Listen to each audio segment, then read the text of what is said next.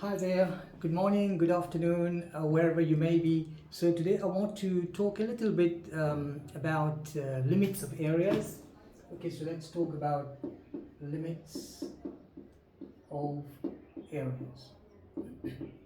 And for the sake of our short explanation here, I'd like to consider, let's take a summation of Fn, okay, going from, let's say, n to infinity. So n is equal to 1 to infinity. So we may consider this summation, and if we want to find whether this summation is going to be diverging or converging towards a certain value.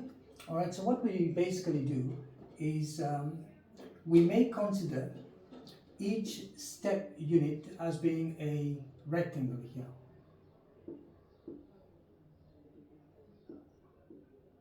Suppose each step unit here is a rectangle, okay, and you have a curve going like this. All right, so what we basically do is we try to find the summation of these areas, of each of these rectangle has an area. So let's say this is our rectangle A, B, C.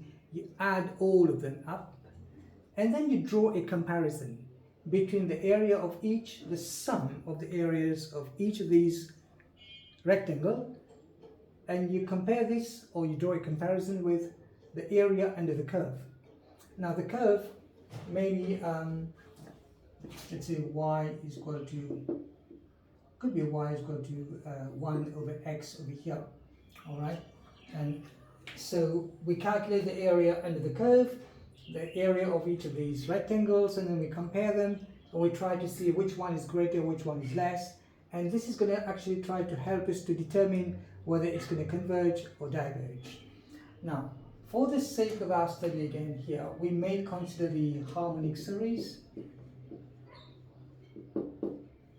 We have a famous harmonic series, and which goes like this. Summation of 1 over x, or maybe 1 over n if you want, okay, is equal to 1 plus half plus 1/3 plus 1 over 4 plus and so on. Now, basically, this is the harmonic series, and if I want to, let's say, integrate 1 over n, so basically I want to integrate now let me just call it 1 over x with respect to x dx, going from 1 to infinity.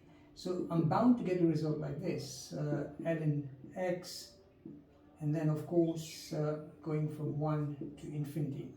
And what happens here is that as x